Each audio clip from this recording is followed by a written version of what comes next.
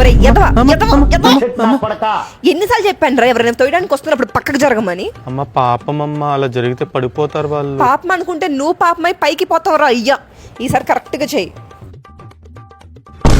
పెళ్లి చూపుల్లో ఏం అడుగుతావు చెప్పురా. నీకు వంటొచ్చా? పెళ్ళయ్యాక జాబ్ మానేస్తారు కదా, పిల్లలకి మాత్రం 1-2 years గ్యాప్ వద్దే, వెంటనే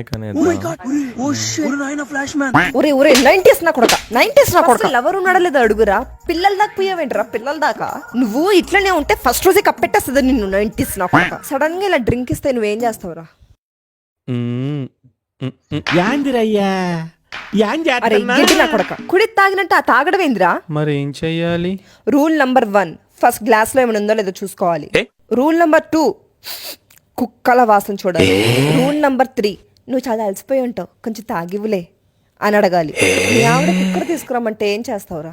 పెద్ద ప్రెస్టేజ్ కుక్కర్ తీసుకొస్తా, చాలా కన్వీనియంట్ గా ఉంటుంది. అంతే కన్వీనియంట్ గా వేసేసిద్దిరా. మా ఇంట్లో కుక్కర్లు వాడరు, గిన్నెలో వండుకుందాం అని చెప్పాలి.